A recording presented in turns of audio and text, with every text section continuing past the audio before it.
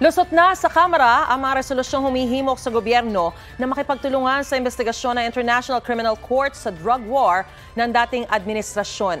Nanindigan naman ang Solicitor General na si Menardo Guevara na walang legal na obligasyon ng Pilipinas na makipagtulungan sa ICC. May unang balita si Tina Panganiban Perez. Makalipas ang 4 na oras na deliberasyon, lumusot sa pagdinig ng House Committee on Justice at House Committee on Human Rights ang 3 resolusyong isinulong ng ilang mambabatas. Unanimous ang naging desisyon ng Kamara sa mga resolusyong nananawagan sa pamahalaan na makipagtulungan sa investigasyon ng International Criminal Court tungkol sa gyera kontra droga sa ilalim ng administrasyon ni dating Pangulong Rodrigo Duterte. This resolution is about principles, not personalities. Cooperating with the ICC underscores our commitment to upholding human rights. Pinag-uusapan dito ay buhay. So wala pong mga impediment dapat na napipigil doon sa paghahanap ng hustisya para dito sa 7,732.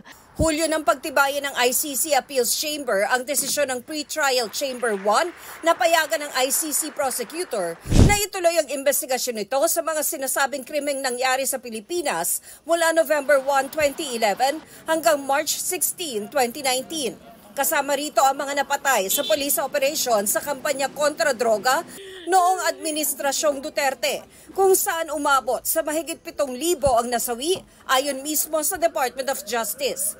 Kabilang dyan ang asawa ni Jane Lee. Naniniwala at umaasa kami na ang investigasyon na ito ng ICC ay para sa interes ng mga maralitang pamilyang nawalan ng mga mahal sa buhay na sa nakaraang 7 taon ay patuloy na naghahanap ng hustisya. Pero ayon sa DOJ, gumagana naman ang sistema ng hustisya sa bansa. May ilang kaso na raw na isinampa sa korte at may mga nasentensyahan na. Ang Solicitor General nanindigan ding walang legal na obligasyon ng Pilipinas na makipagtulungan sa ICC dahil wala raw itong jurisdiksyon sa bansa. Anya kumalas na ang Pilipinas sa ICC noong 2019. Habang 2021 na magdesisyon ng ICC Pre-Trial Chamber na simula ng investigasyon sa war on drugs. Ang may primary jurisdiction to investigate all offenses and crimes that happened within Philippine territory belong to the national domestic institutions. If we allow someone else to do what we ought to do, then in effect, we are surrendering part of our sovereignty. Ang PNP, sinabing susunod lang sila sa kung ano ang sasabihin ng Pangulo ukol dito. Ang Commission on Human Rights naman, handa raw kung kailanganin ng ICC ang kanilang koordinasyon bilang isang independent at constitutionally created na komisyon. Matapos abrubahan ng mga resolusyong humihimok sa pamahalaan na makipagtulungan sa investigasyon ng International Criminal Court, makikipag-ugnayan ang House Committee on Justice at House Committee on Human Rights kay Senator Risa Hontiveros na naghain ng katulad na resolusyon.